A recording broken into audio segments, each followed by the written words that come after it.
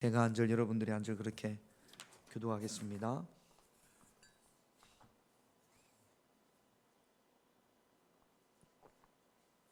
시편 146편 1절에서 10절 제가 한 절 여러분들이 한 절 그렇게 교독합니다. 할렐루야 내 영혼아 여호와를 찬양하라.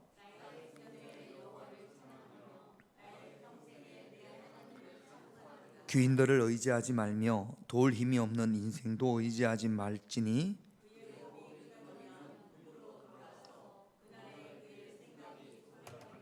야곱의 하나님을 자기의 도움으로 삼으며 여호와 자기 하나님에게 자기 소망을 두는 자는 복이 있도다.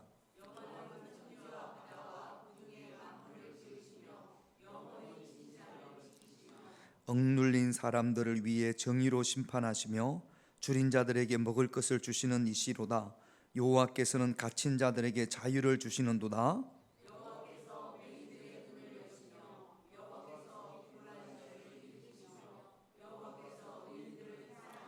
여호와께서 나그네들을 보호하시며 고아와 과부를 붙드시고 악인들의 길은 굽게 하시는도다.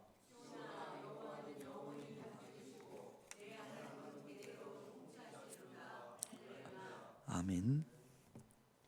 지난주에 주일날 뉴스에 호주에서 무차별 총격이 있어서 그래서 16명이 사망하는 그런 일이 뉴스를 통해서 들려왔습니다.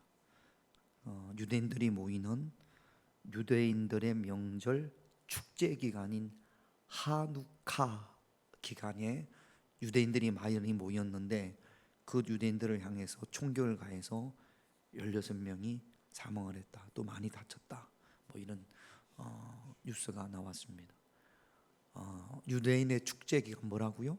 하누카. 글자를 한번 띄워볼까요? 하누카 뭐라고요? 하누카. 오늘 시편 146편하고는 상관이 없는데 요때 요거 한번 설명을 하고 넘어가면 좋겠다 싶어서 제가 잠깐 말씀을 드리고 146편 말씀을 한번 보겠습니다. 이 하누카가 유대인들의 명절인데 이 하누카라는 뜻은 봉헌이라는 뜻입니다. 빛의 축제라고도 해요. 성경에 딱 한 번 나옵니다. 요한복음 10장 22절 23절을 볼게요. 같이 있습니다. 예루살렘에 수전절이 이르니 때는 겨울이라. 예수께서 성전한 솔로몬 행각에 근이시. 예수님이 솔로몬의 성전한 행각에 있을 때 그때가 무슨 절이라고요? 수전절. 요 수전절이 하누카입니다. 하누카를 우리 한자로 번역해서 수전절이라고 한 거죠. 숫자가 닦을 수, 고칠 수, 수리하다 할 때 그 수입니다. 수건할 때 그 수. 저는 성전, 그러니까 성전을 수리하고 깨끗이 하고 수리한 날. 그래서 하나님 앞에 봉헌해서 그날을 기념하는 절기가 수전절입니다. 그러면 하누카 수전절의 이게 배경이 어떻게 된 거냐면, 자 여러분, 우리가 역대하 말씀도 받고 또 이스라엘 역사를 그래도 예배 시간에 이렇게 들어서 자세하게는 설명은 못하더라도 여러분들이 들으시면 그렇지라고 이해는 하실 겁니다. 이스라엘이 그 당시 이스라엘 주변에 큰 나라가 어떤 나라가 생겼었냐면 처음에는 바벨론입니다. 바벨론이 이스라엘을 정복했습니다. 그래서 바벨론에 의해서 이스라엘이 유다죠. 남유다가 망했습니다. 이 바벨론은 누구한테 망해요? 페르시아에. 어디? 우리 성경에는 뭐라고 번역? 두 자로 뭐냐고 번역됐죠? 바사라고 번역됐습니다. 바벨론이 바사가 됐고 페르시아가 뭐라고요? 페르시아.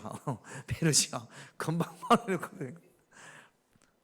바벨론이 페르시아가 된 겁니다. 그러니까 이스라엘은 바벨론의 지배를 받다가 바벨론 다음에 누구의 지배를 받겠어요? 페르시아의 지배를 받. 그리고는 구약이 끝납니다.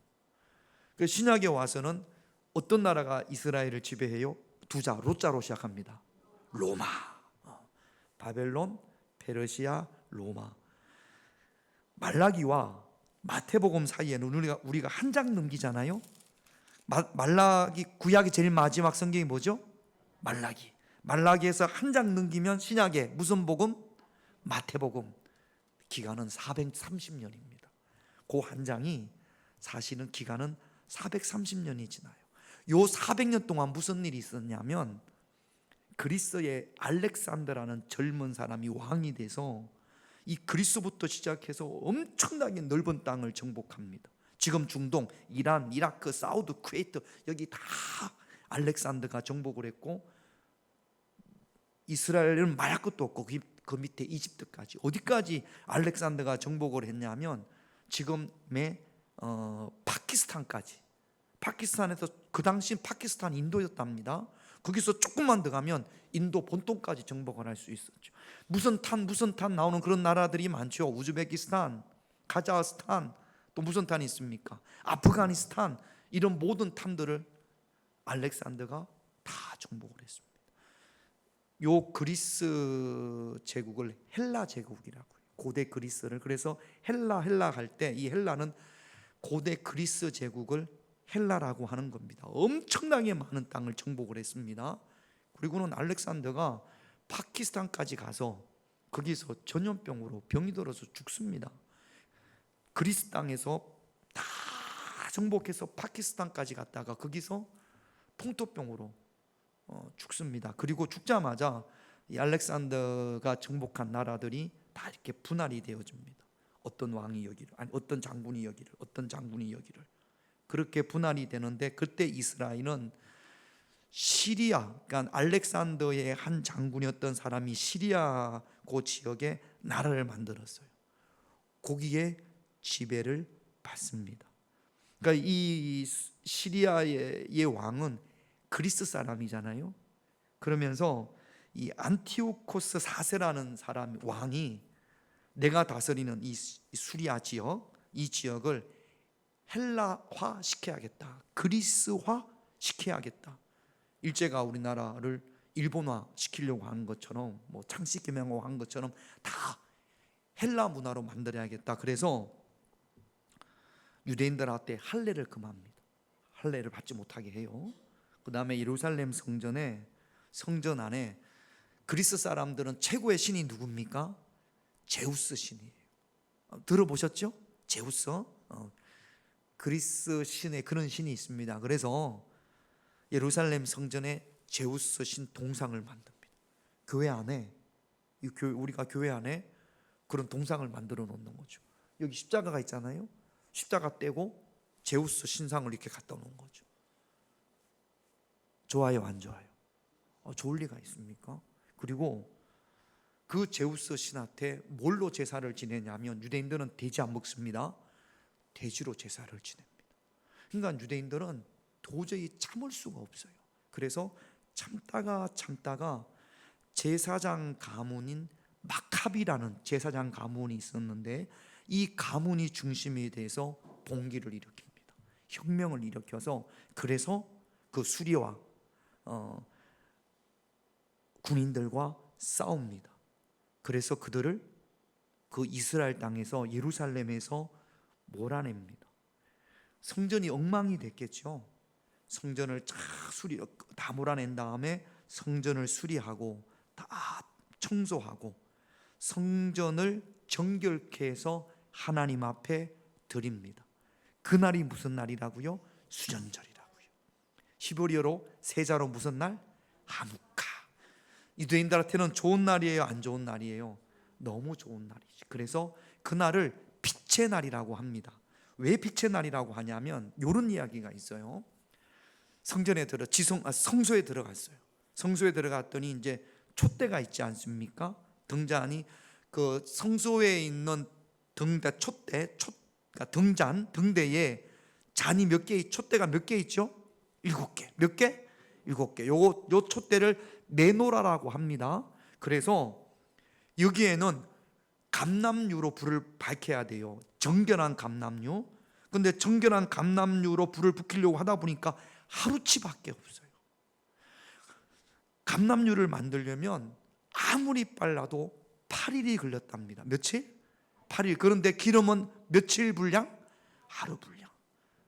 그런데 그 하루 분량의 기름으로 등잔을 밝혔는데, 이 하루 분량의 기름이 정결한 감람유를 만든 8일까지 그 기름이 그 기름으로 불이 계속 붙어 있었다라는 거죠.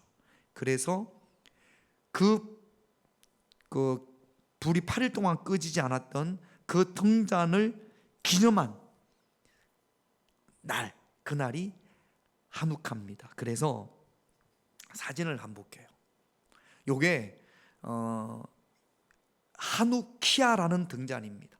하누카 날, 수전 전날 밝히는 등잔은 잔이 몇 개예요?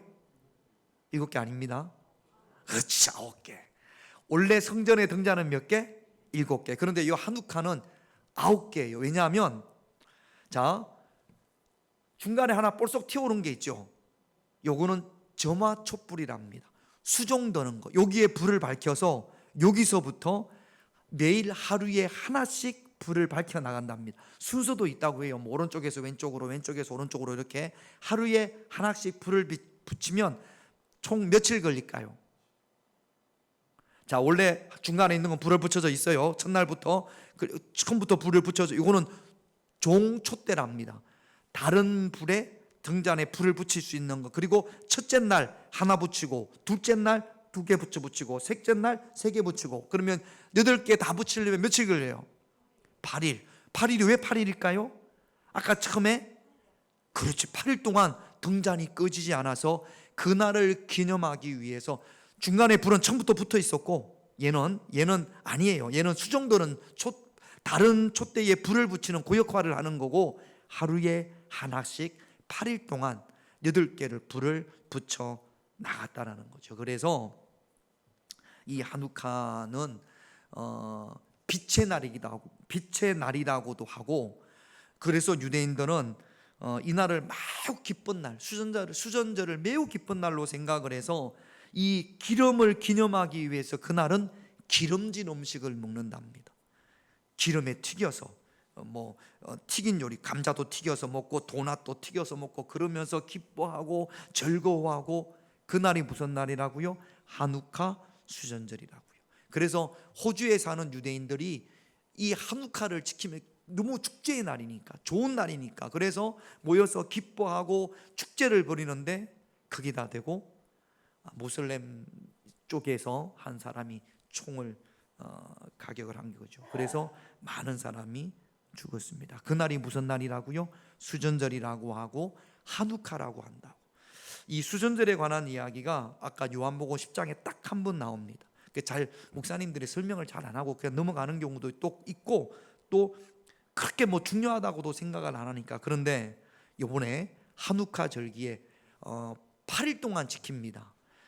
유대력으로 하면 보통 요 하누카 날이 언제가 되냐면 12월이 돼요. 그래서 8일 동안 하루 지키는 것이 아니라 수전절 절기는 8일 동안 지키는 겁니다.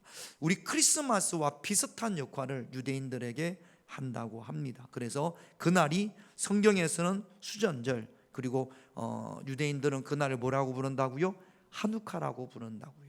그런 사건이 지난주에 있었고, 12월 달이 유대인들에게는 기쁨의 날, 빛의 날, 하누카 절기를 지키는 그런 날입니다. 아시겠죠? 오늘 시편 말씀하고는 상관이 없지만 하누카가 그런 날이야. 그리고 가끔 여러분들이 사진 같은 데 보면 촛대가 9개가 있는 게 있어요. 그러면 아니, 성전의 촛대는 몇 개인데? 7개인데 여기는 왜 9개일까? 요거는 메노라가 아니고 하누카를 기념하는 하누키야. 성전을 하나님 앞에 되찾아서 하나님 앞에 드린 그 하누카를 기념하는 하누키야 촛대구나, 그렇게 아시면 됩니다. 혹시 다른 구인들이 이거는 왜 촛대가 9개일까? 그렇게 물었을 때 저처럼 설명을 해주면 다른 교인들이 어떻게 생각할까요? 우와. 근데 물으면 목사님이 촛대가 9개가 뭐라고 하긴 했는데 7개인데 왜 9개일까? 뭐라고 하긴 하셨던 것 같은데 잊어먹어도 괜찮은데, 그래도 이런 내용을 알면 좋지 않을까 싶어서 제가 잠깐 말씀을 드렸습니다. 5절을 한번 볼게요. 시편 146편 5절 같이 있습니다. 야곱의 하나님을 자기의 도움으로 삼으며 여호와 자기 하나님께 자기의 소망을 두는 자는 복이 있다. 복이 있는 사람이 누구냐? 누가 복된 사람이냐? 오늘 세 가지 여러분들에게 말씀을 드리면서 함께 은혜를 나누려고 합니다. 한번 따라 합시다. 누가 복된 사람인가? 누가 복된 사람일까요? 오늘 시편 146편을 통해서 이런 사람이 복되고 이런 사람이 복되고 이런 사람이 복되고, 복되다라는 것은 하나님이 기뻐하시는 거거든요. 하나님은 이런 사람을 기뻐하고 하나님은 이런 사람을 기뻐하고 하나님은 또 저런 사람을 기뻐합니다. 그러면 저와 여러분들이 이런 사람, 이런 사람, 저런 사람이 되면 되겠죠. 그러면 하나님이 기뻐하시고 또 하나님이 보시기에 기쁜 사람은 바로 복된 사람인 줄로 믿습니다. 첫째로 어떤 사람이 하나님이 기뻐하는 사람인가? 어떤 사람이 복된 사람인가? 1절 2절을 한번 볼게요. 같이 있습니다. 할렐루야, 내 영혼아 여호와를 찬양하라. 나의 생전에 여호와를 찬양하며 나의 평생에 내 하나님을 찬송하리로다. 시편 146편은 할렐루야로 시작을 해서 할렐루야로 끝을 맺습니다. 자, 답을 해봐요. 한 분에게 묻습니다. 누구한테 물어볼까요? 우리 김용래 권사님, 김용래 잘 앞에 앉아 계셨으니까 할렐루야가 무슨 뜻입니까? 그렇죠. 할렐루야는 너는 어디 봐, 뭐예요? 뭐 하셔? 저걸 안 적어도 돼. 뭘 적어도 보지도 않는데 뭘 적어요? 다 들어요. 저기 유튜브 보면 다 나와요. 할렐루야는 너는 하나님을 찬양하라 라는 뜻입니다. 그럼 제가 할렐루야 하면 무슨 뜻이죠? 여러분 하나님을 찬양하십시오, 그런 뜻입니다. 그러면 제가 할렐루야 그러면 여러분들은 어떻게 답해야 될까요? 아멘은 무슨 뜻이에요? 맞습니다, 동의합니다, 나도 그렇게 되기를 원합니다, 그런 뜻입니다. 그러니까 제가 할렐루야 했을 때 여러분들이 가만히 있으면 하나님을 찬양합시다 그랬는데 싫거든요. 이런 이야기는 마찬가지죠. 할렐루야라고 하면 어떤 응답이 와야 돼요? 아멘이라는 응답이 나와야죠. 지금 다윗은 누구에게 할렐루야 하냐면 자기 자신에게 할렐루야라고 하는 겁니다. 다윗은 시편이니까 자기 자신한테 할렐루야 그러면서 내 영혼아 여호와를 찬양하라. 누가 누구에게 이야기하는 거예요? 내가가 누구예요? 다윗이 누구에게? 다윗이. 내가 나에게 너는 하나님을 찬양하라. 자기가 자기한테 그렇게 명령을 하는 거죠. 너는 내 영혼아, 내가 내 영혼한테 내 영혼아 여호와를 찬양하라. 자기가 그렇게 해놓고 또 자기가 응답도 합니다. 뭐라고 응답하냐면 2절에 보니까 내 영혼아 여호와를 찬양하라 그렇게 했어요. 그 다음에는 2절에 보니까 나의 생전에 여호와를 찬양하며 나의 평생에 내 하나님을 찬송하리로다.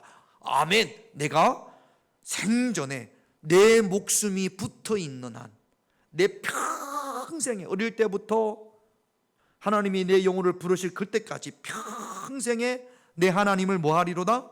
찬송하리로다. 자기가 자기한테 명령하고 또 자기가 응답도 합니다. 찬양이라는 것이 무엇이냐면 국어사전으로 찾아보면 아름다움이나 훌륭함 따위를 기리고 더 높이는 것. 그러니까 하나님을 찬양한다는 것은 하나님을 어떻게 하는 겁니까? 높이는 겁니다. 여러분 어떻게 하면 하나님을 높일까요?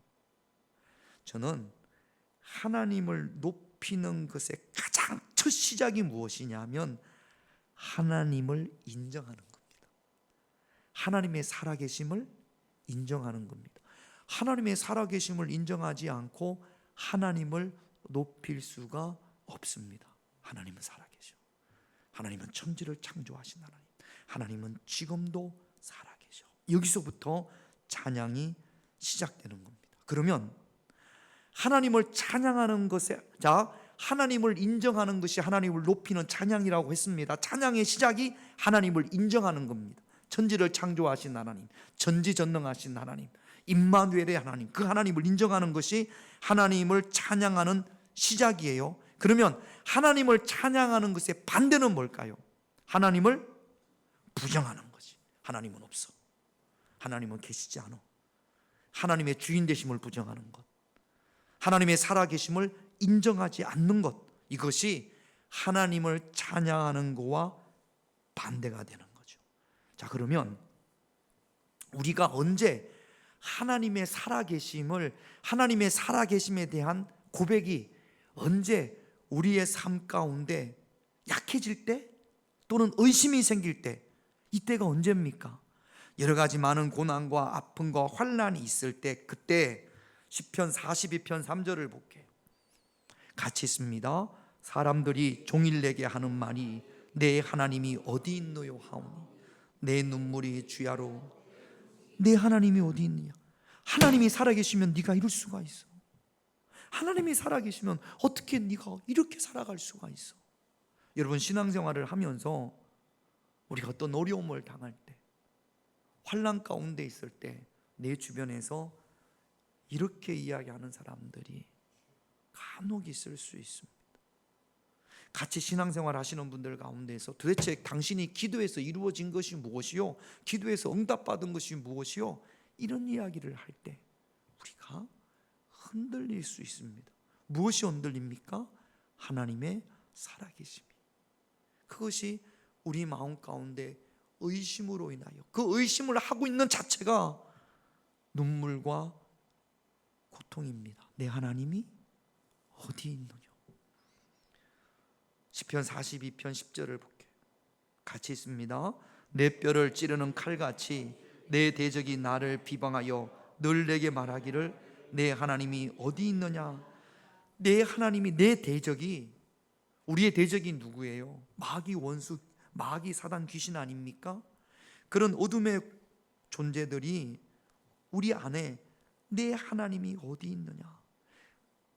그 말이 내 뼈를 찌르는 것 같습니다. 그 말 가운데 내 마음 한가운데 의심이 생기기도 해요. 정말로 하나님이 계시는 걸까? 내가 괜히 이렇게 힘들게 살아가고 있는 건 아닐까? 정말로 하나님이 살아계시면 이럴 수가 있을까? 그런 마음이 이 시편 기자는 내 뼈를 찌른다라고 고백을 합니다. 신앙이 막 흔들리죠. 아마 여러분들이 인생을 살아오면서, 신앙생활을 하면서 한두 번 정도 이런 경험이 있지 않을까 생각을 합니다. 의심으로 인해서 내 신앙이 마구 흔들릴 때. 다윗은 이스라엘의 왕이 되기 전에 억울하고 고통스럽고 힘든 순간들이 참 많았습니다. 그 중에도 아무런 죄도 없는 자기 자신을 마치 반역을 일으킬 것처럼 그렇게 누명을 씌워서 사울이 얼마나 다윗을 죽이려고 했는지 몰라요. 자기는 그런 마음이 전혀 없는데 어느 날 창을 던지기도 하고 반역죄를 묻기도 하고, 다윗이 반역을 해서 다윗이 왕이 될 것처럼 그렇게 몰아가기도 했습니다. 그래서 다윗이 도저히 사울에게 있을 수가 없어서 광야로 도망칩니다. 도망친 어느 날 아둘람 굴이라는 곳에서 지금 도망자가 된 신세예요. 그 아둘람 굴에서 다윗은 이렇게 고백을 하는데, 그때 고백을 기록한 것이 시편 57편인데 시편 57편에 그 제목이, 설명이 어떻게 되어 있냐면 다윗이 사울을 피해 굴에 있던 때에라고 설명이 되어져 있습니다. 뭐 골리앗과 싸워 이기고 이런 모든 것들이 다 실패로 돌아가고 지금은 도망자 신세가 됐어요. 가족과 다 떨어져서. 그때 다윗이 뭐라고 고백하냐면 시편 57편 7절을 보세요. 같이 있습니다.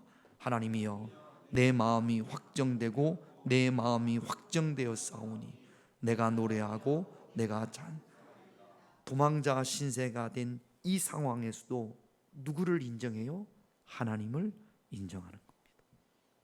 질병으로 고통 가운데 있을 때도 지금 다윗이 내 마음이 확정되고 확정되었사오니, 내가 작정하고 또 작정하겠습니다. 뭘 작정해요? 하나님을 찬양하기를. 절대로 하나님을 부정하지 않고 하나님의 살아계심을, 그 하나님을 높이는 것을 내 마음이 확정하겠습니다. 확정되어졌습니다. 어떤 상황 가운데에서도 하나님을 찬양하기로 내 마음이 이미 확정되었다는 거죠. 여러분, 누가 복된 사람입니까? 모든 상황 가운데서 잘되고 기쁘고 모든 것이 생각하는 대로 잘 계획대로 이루어지고 그때만 하나님을 찬양하는 것이 아니라 고통의 순간에, 실패의 순간에, 환난의 순간에, 그 모든 순간 가운데서 하나님의 살아계심을 인정하기로 확정하고 확정한 사람, 이 사람이 하나님이 기뻐하는 사람이고 이 사람이 바로 복된 사람인 줄로 믿습니다. 언젠가는 하나님을 찬양했다가 언젠가는 하나님을 부정했다가 이리 갔다가 저리 갔다가 그게 복된 사람이 아니라 모든 상황 가운데서 나의 생전에, 나의 평생에 하나님을 찬양하리로다. 이것이 다윗의 결단이고 다윗의 작정이고 결심이고, 그런 다윗이 바로 복되고, 우리도 다윗처럼 내 마음이 확정되어 하나님을 찬양하는 그런 결단이 있을 때 하나님이 우리의 삶을 기뻐하시고 하나님에게 우리는 복된 사람인 줄로 믿습니다. 그런 복된 사람이 되시기를 주님의 이름으로 축원드립니다. 두 번째는요, 3절 4절 같이 있습니다. 귀인들을 의지하지 말며 도울 힘이 없는 인생도 의지하지 말지니 그의 호흡이 끊어지면 흙으로 돌아가서 그날에 그의 생각이 소멸하리라. 여러분, 귀인은 나에게 도움을 줄 수 있는 힘 있는 사람을 귀인이라고 하는 겁니다. 권력이 있는 사람. 어떻게 여러분이 알고 있는 귀인은 누굽니까? 높은 사람 누구 알고 있어요? 저는 대전 동구의회 의장님을 제가 알고 있습니다. 동장이라도 좀 알아봐봐요. 동구의회 의장님. 우리 여기 주차금지 꽃갈 있죠? 동구의회 의장, 이것도 유튜브로 나가가지고 뭐 문제가 되는 건 아닌지 모르겠네. 그분이 이야기해 준 거예요. 하도 대형차들이 여기 돼서 내가 민원을 넣습니다. 권사님이시거든요. 아니 여기 대형차가 밤새 주차를 하면 금요일날 저녁에 되면 전화도 안 받고, 큰 트럭이, 우리 산수 앞에 지금 트럭이 세워져 있잖아요. 저게 2대가 우리 교회 앞에 세워져 있다고 생각해 보세요. 얼마나 답답한지 모릅니다. 우리 교인들이 차를 못 대요. 아니 작은 승용차 같으면 그래도 그렇게 답답하지는 않잖아요. 안 돼. 제가 뭐 전화도 받지도 않고 여기 주차를 하지 마세요 붙여놔도 안 되고 안 되더라고요.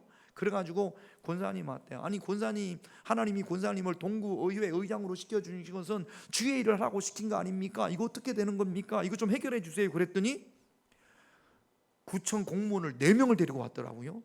교통과장을 데리고 오고. 근데 이분들이 와가지고 이분들도 해결책이 없어요. 이게 단속이 안 된다. 사람이 없어서. 그래서 한 게 뭐예요? 요거예요. 꽃갈. 이게 교회 이름으로 세우면 사람들이 한참게 아는데 동구청장 이름으로 하면 그래도 여기에 함부로 차를 못 댈 거다. 그리고는 대형 버스가 여기 안 되더라고요. 제가 누구를 아니까? 동구의회 의장님을 아니까 저한테는 그분이 제가 알고 있는 최고의 귀인입니다. 그 이상은 아는 사람이 없어요. 귀인이라는 것은 도울 수 있는 힘이 있는 사람. 자, 지금 대통령이 이재명 대통령인데 우리 유만호 장로님하고 이재명 대통령하고 옛날에 같은 동네 살았어요. 그래가지고 뭐 삼촌, 조카 막 그런 사이였고 최근까지도 아주 친하고 지금도 아주 친합니다. 장로님 좋아요, 안 좋아요? 아, 좋아요. 뭐 부탁하시겠어?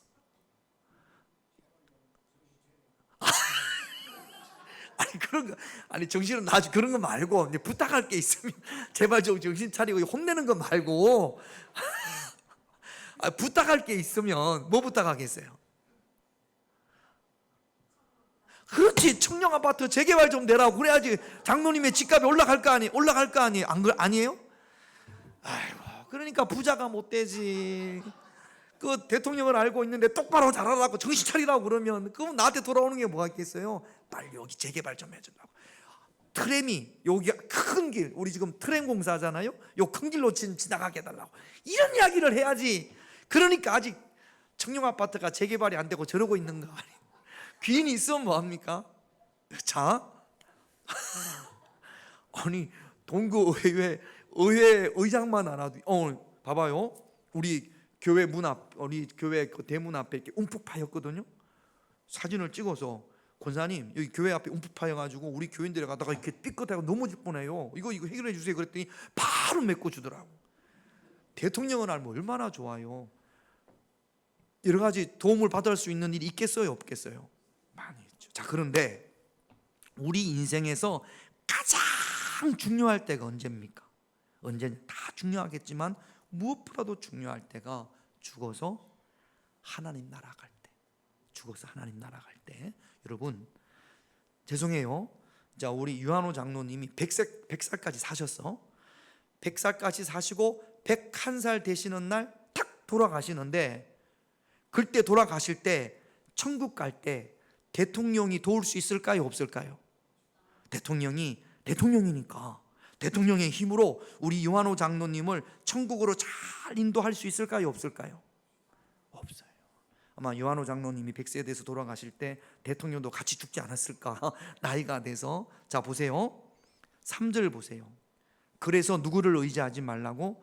이 땅에 힘 있는 귀인들 의지하지 말라고. 여러분, 이 땅에 있는 귀인들을 의지하는 것은, 이 귀인들은 땅에 있는 것 좀 해결해 줄 수 있어요.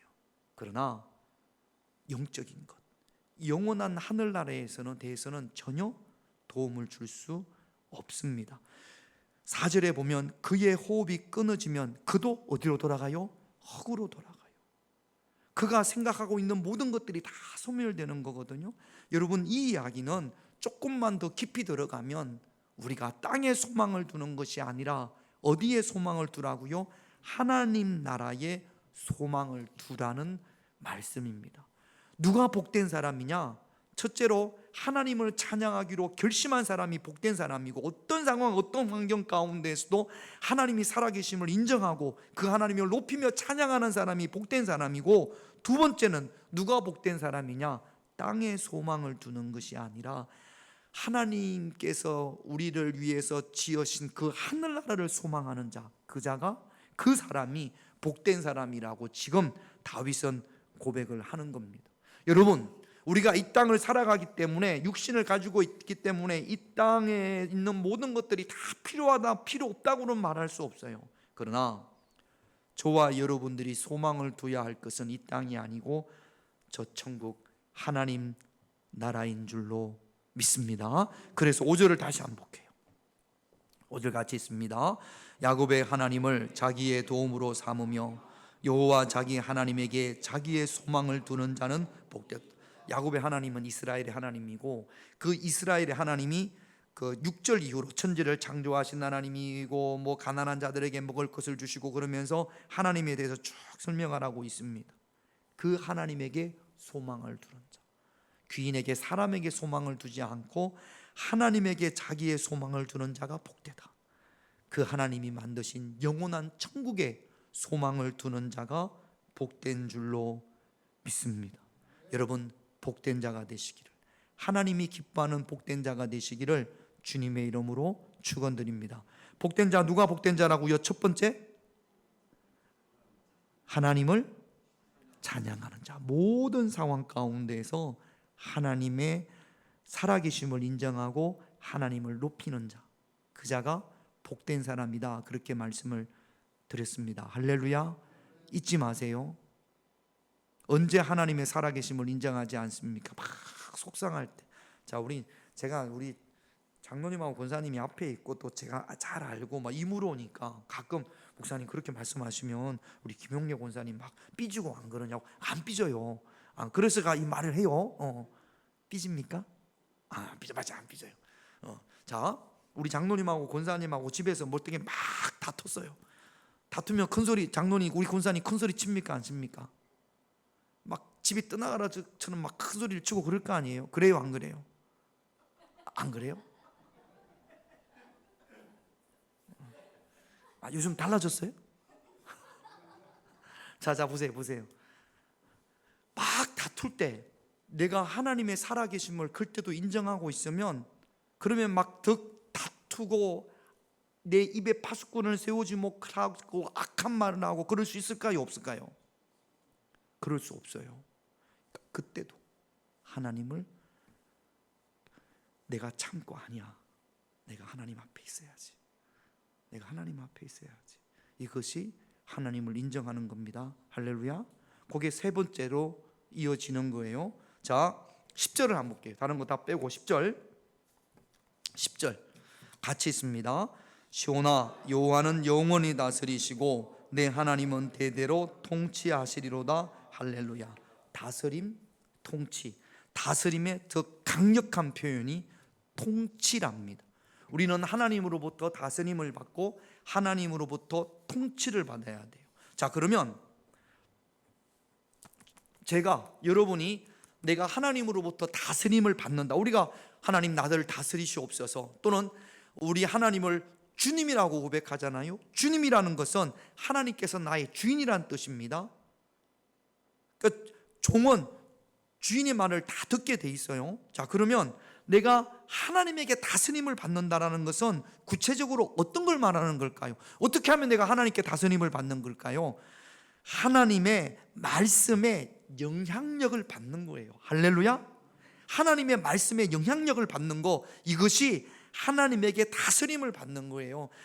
성경을 1000번을 읽고 하루에 기도를 10시간을 하고 그래도 하나님의 말씀에 다스림을 받지 않으면, 그러면 성경 읽은 거 기도하는 것이 아무것도 아닌 거죠.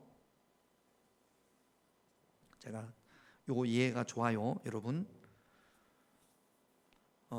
우리 아이들이 어릴 때 4살, 5살 그렇게 됐을 때 남자아이만 둘이니까 그때 얘들이 옥수수를 좋아했어요. 뭘 좋아했다고요? 옥수수. 옥수수를 쪄주면 둘이니까 빨리 먹으려고 씹지도 않고 그냥 꿀딱꿀딱꿀딱꿀딱 생겼습니다. 그때는 얘들이 이제 먹었으면 싸야 될 거 아니에요. 그러면 어른들이 화장실에 가서 어른들이 쓰는 변기가 아니고 왜 장난감 같은 변기 있죠? 애들 키워봤으니까 알죠? 거기서 이제 응가를 하면 그걸 제가 이제 변기에다 버려야 되잖아요. 버리려고 이렇게 보면 옥수수가 그대로 있어요. 그거 씻어서 주면 또 먹겠어. 먹고 그냥 나왔으니까. 자, 그러면 그 옥수수를 먹었으면 그 먹은 고게 우리 아이들에게 뼈가 되고 살이 됐어요? 아니면 그냥 나왔어요? 아무런 영양가가 없는 거예요. 하나님 말씀도 똑같아요. 들었어요? 들어서 그 말씀을 내가 묵상하고 그 말씀에 영향력을 받고 그 말씀대로 살려고 순종하려고 기도하고 그러면 그 말씀을 내게 됩니다. 그런데 이쪽으로 들었는데 이쪽으로 나왔어요. 전혀 변화가 없어요. 그러면 그 말씀이 저와 여러분들에게 뼈가 새고 뼈가 되고 살이 된 거예요? 아니면 그냥 나온 거예요? 자, 그래서 우리가 하나님의 말씀을 헬라어로 로고스라고 합니다. 로고스. 근데 또 어떤 때는 하나님의 말씀을 레마라고도 해요. 뭐라고 한다고요? 레마라고 한다고. 로고스와 레마, 하나님의 말씀이 로고스입니다. 하나님의 말씀, 이 말씀이 내게 들어와서 나를 변화시켰어요. 그 말씀을 뭐라고 한다고요? 레마라고 한다고요.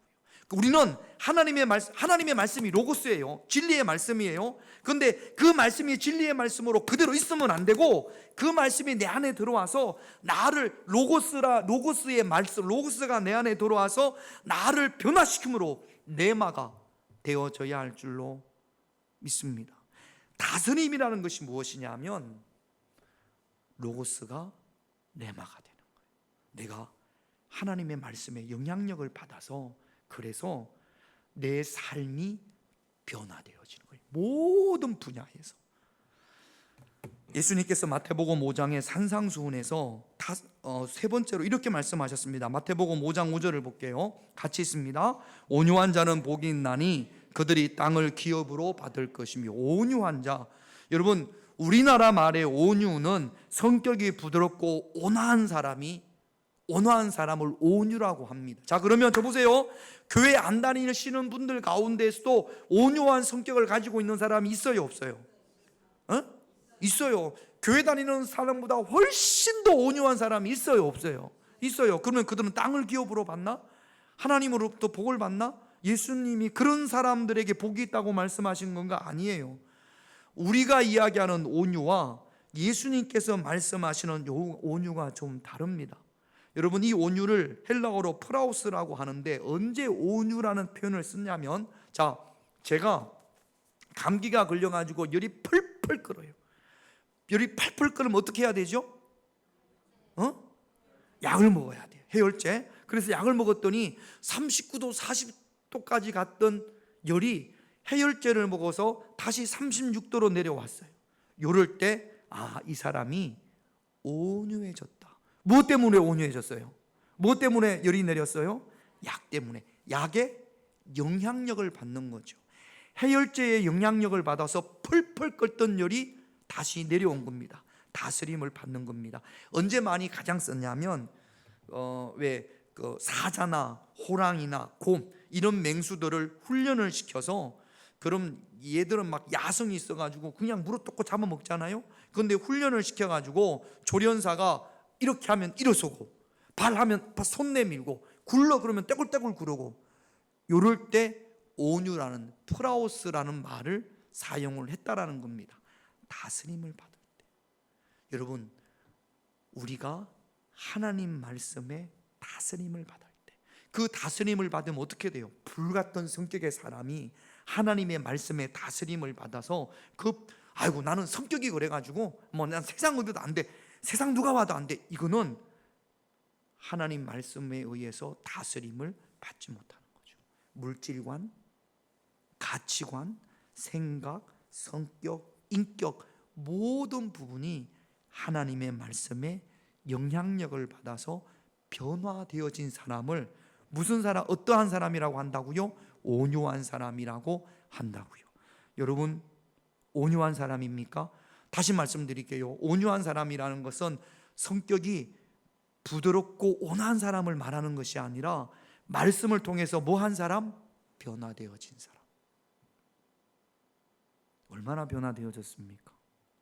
우리 여자분들은 남편을 대하는데, 여러분 신앙생활을 1년, 2년, 3년, 4년, 5년, 6년, 10년 이렇게 왔잖아요. 말씀의 다스림을 받아서 남편을 대하는데 얼마나 변화되어졌습니까? 남편들은 내가 신앙생활을 하면서 말씀을 통해서 아내를 대할 때 얼마나 많이 변화되어졌습니까?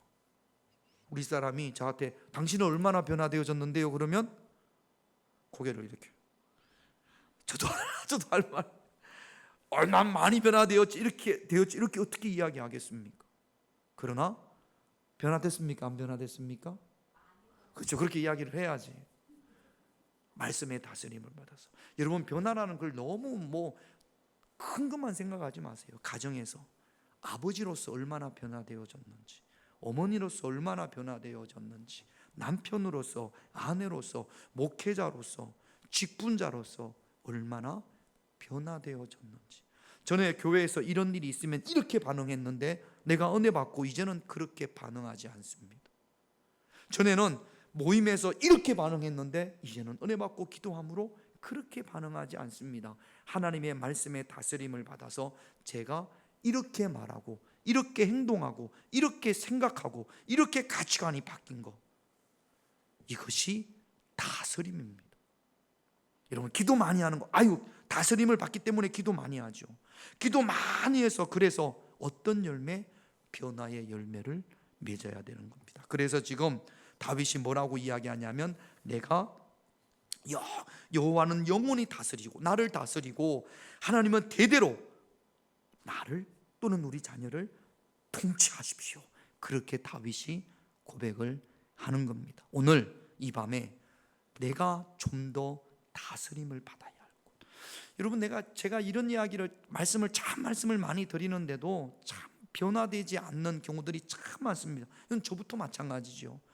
주님께서 우리의 영혼을 부르실 그날까지 우리는 몸부림치면서 로고스가 레마가 되어져야 할 줄로 믿습니다. 몸부림치면서 하나님 앞에, 예수님 앞에 온유한 자가 되시기를 주님의 이름으로 축원드립니다. 누가 복된 사람이냐? 하나님의 말씀으로 다스림을 받고 통치받는 사람, 바로 이들이 하나님이 기뻐하시는 복된 자인 줄로 믿습니다.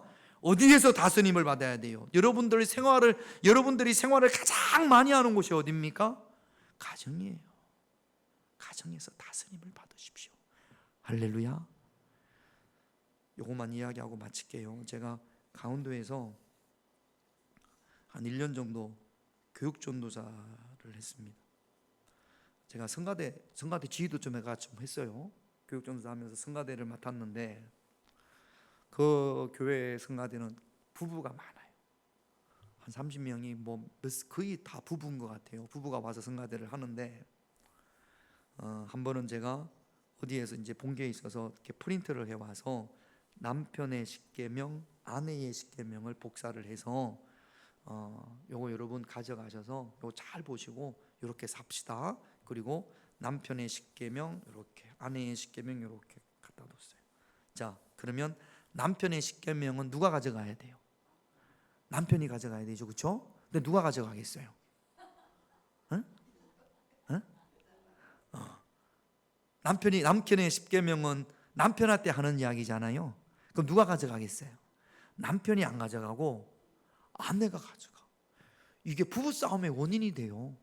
벽에다가 붙여놓고 남편이 아내한테 이리 와봐 당신, 이게 봐봐 왜 이렇게 안 해? 남편이 아내에게, 또는 아내가 남편에게 붙여놓고 남편의 십계명을 불러놓고 남편 이리 와봐, 왜 남편의 십계명이 있는데 왜 이렇게 안 해? 이렇게 하는 거죠. 성경에 보면 아내는 누구에게 복종하라? 남편에게 뭐하라? 복종. 성경에 그런 말이 있어요, 없어요? 에베소서에 보면 아내들은 남편에게 뭐하라? 시간이 갔는데 또 조금 나중에 에베소서 할 때 하지만 또 지금 할게요. 나왔으니까 아내들은 남편에게 뭐하라? 크게 봐요. 여자분들 뭐하라? 복종하라. 순종하라 하지 않고 뭐하라고 했어요? 복종하라. 복종과 순종이 뭐가 차이 있죠? 차이가 뭐죠? 순종은 이해했어. 왜 그렇게 하는지, 왜 그렇게 하라고 하는지 이해를 하고, 자, 이 땅 파세요. 여기 땅 파십시오. 그러면 왜 땅을 파야 되는지 이해를 했어요. 그리고 땅을 파는 것을 순종이라고 합니다. 근데 군대에서는 복종해요, 순종해요? 땅을 파라고 하면 왜 파야 됩니까? 그렇게 합니까? 무조건 팝니까? 돌격 앞으로 그랬는데, 군사가 지휘관이 돌격 앞으로 그랬는데 병사가 왜 돌격 앞으로 해야 됩니까? 라고 하면 돼요, 안 돼요? 무조건 가는 겁니다. 이걸 복종이라고 그래요. 남편이 아내에게 이렇게 해 라고 하면 아내들은 순종하라고 복종하라고? 복종하라고. 성경에 그런 말씀이 있어요, 없어요? 자, 그러면 아내 된 여러분, 남편에게 복종합니까, 안 합니까? 한 명 있네, 한 명. 우리 김기성 권사님한테 물어봐야지. 본인이 복종한다고 하면. 김영래 권사님 복종해요, 합니까, 안 합니까? 그러면 어떤 분들은 다 그렇게 이야기해요. 아니, 성경에 있는 대로 어떻게 사냐고. 그러면 성경이 왜 있습니까? 복종하라고 했어요, 안 했어요? 그럼 어떻게 해야 됩니까? 복종하려고? 장로님 노력해요, 안 해요? 장로님 할 말이 없으면 웃어요.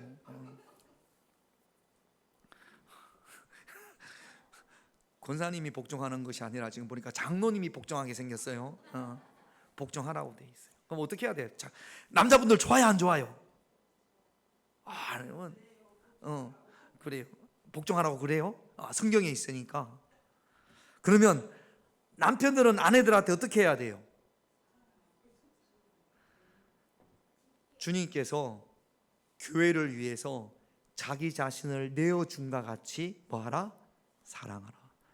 예수님께서 교회를 위하여 자기 자신을 어떻게 내어줬습니까? 십자가에 못 박혔습니다. 자, 우리 유한호 장로님, 우리 김용래 권사님을 위해서 십자가에 못 박힐 수 있어요? 그러면 복종하라고 이야기를 하지 말아야 돼. 아니, 내가 내 아내를 위해서 십자가에 못 박힐 만큼 사랑해야 복종. 자, 붙습니다. 복종이 문제예요, 사랑이 문제예요? 그러니까 성경적으로 봤을 때 아내가 남편한테 복종하는 게 문제예요, 남편이 아내를 사랑하는 게 문제예요? 복종이 문제예요? 장모님 좋겠네, 복종을 먼저 해야 되니까. 자, 보십시다. 자, 봐요. 성경적으로 봅시다. 교회가 먼저 예수님에게 복종했습니까? 예수님의 교회를 위하여 십자가에서 피 흘리셨습니까? 자, 1번, 예수님이 십자가에 못 박히지 않았는데도 교회가 예수님에게 복종했다. 1번, 아니 예수님이 교회를 위하여 십자가에 못 박히심으로 이제 교회가 예수님 말씀에 복종한다. 1번입니까? 2번입니까? 네? 1번 손 들어보세요. 1번. 예수님이 교회를 위하여 십자가에 피 흘리셨기 때문에 교회는 예수님을 주님으로 고백하는 겁니다. 애써 구분을 하자면, 자, 그러면 아내가 남편에게 복종하는 게 문제예요? 남편이 아내를 사랑하는 게 문제예요? 1번, 2번이 말고, 이 양반도 모르는. 자, 우리가 예수님을 주님으로 고백하지요. 왜 예수님을 주님으로 고백합니까? 예수님이 나를 위해서 십자가에 못 박히셨기 때문에. 할렐루야. 자, 그러면 우리 김용래 권사님이 유한호 장로님을 주님으로 고백하려면 우리 유한호 장로님이 먼저 뭐 하셔야 돼? 십자가에 못 박혀야지. 그래야 주님이라고 고백할 거 아니에요. 성경상 그래요, 안 그래요? 자, 그러면 아내가 복종하는 게 먼저입니까? 남편이 사랑하는 게 먼저입니까? 이렇게 했는데 또 엉뚱한 이야기 하면 안 돼요. 남편이 아내를 사랑인데 아가페적인 사랑이에요. 자기를 희생하는 사랑. 그러니까 여러분, 남편 여러분, 그런 희생이 없이 아내들한테 성경에 이렇게 복종하라고 되어 있으니까 나에게 복종하라, 그렇게 말하면 돼요, 안 돼요? 안 되는 거지. 안 되는 거지. 남편들은 그런 자격이 없어요. 여러분, 바울이 그 이야기를 에베소에 써서 그 이야기를 할 때 아내들이요 남편에게 복종하라, 그 부분만 보고 와, 남편들이 막 복종해야 돼, 그렇게 이야기하지만 그 뒤에 가면 우리한테 너무나 무거운, 남편들한테 너무나 무거운 말씀을 하시는 거예요. 예수님께서 교회를 위하여 자기 자신을 내어준과 같이 남편들은 아내를 뭐하라? 사랑하라. 그러니까 남편의 사랑이 먼저인 거죠. 그렇다고 해서 또 아내들은 당신이 나를 사랑해야 복종하지, 이렇게 말씀하지 마시고, 더 나는 남편에게 복종하기 위해서, 남편은 더 아내를 사랑하기 위해서 그렇게 해서 노력해야지, 상대방한테 나한테 잘하라 이렇게 해서는 안 되는 거죠. 여러분, 제가 왜 정확하게 이런 말씀을 드리냐면, 우리는 말씀의 다스림을 받는다라는 것이 너무 추상적이에요. 너무 추상적이에요. 내 삶에서 다스림을 받으려고 막 그러는 것이 아니라 내 삶 따로 하나님의 말씀 따로 그렇게 가는 경우들이 한국교회 교인들한테 참 많단 말이죠. 여러분, 작은 것 하나에 다스림을 받고 또 다스림을 받지 못한 그 부분을 하나님의 도우심을 구해서 다스림을 받으시기를, 가정에서부터 다스림을 받아 나가시기를, 목장에서부터 교회에서 다스림을 받아서, 그래서 복된 사람이 되시기를, 통치받아서 복된 사람이 되시기를 주님의 이름으로 축원드립니다. 할렐루야. 기도 제목 볼게요. 1번 같이 있습니다. 모든 상황 속에서 변함없이 하나님을 찬양하게 하옵소서. 이 의미를 충분히 알았습니다. 모든 상황 가운데서 하나님의 존재를 인정하는 겁니다. 하나님을 찬양하기를 기도하십시다. 2번 같이 있습니다. 이 땅에 소망을 두지 말고 영원한 천국을 소망하게 하옵소서. 이 땅에만 소망을 두지 말고 하나님 나라를 소망할 수 있는 그런 저와 여러분들이 되시기를 기도하십시다. 3번 같이 있습니다. 말씀의 다스림을 받아 변화를 받아 온유한 사람이 되게 하옵소서. 변화를 받아 말씀의 다스림을 받아 가정에서, 교회에서, 목장에서, 여러분들이 이렇게 있는 그 모든 곳에서 말씀의 다스림을 받아 변화되어 온유한 사람이 되기를 우리 이 시간 기도하십시다. 성령 하나님, 나를 만지셔서 찬양하고 우리 주여 한번 외치고 오늘 말씀 기도 제목 가지고 기도하다가 자유롭게 돌아가시겠습니다.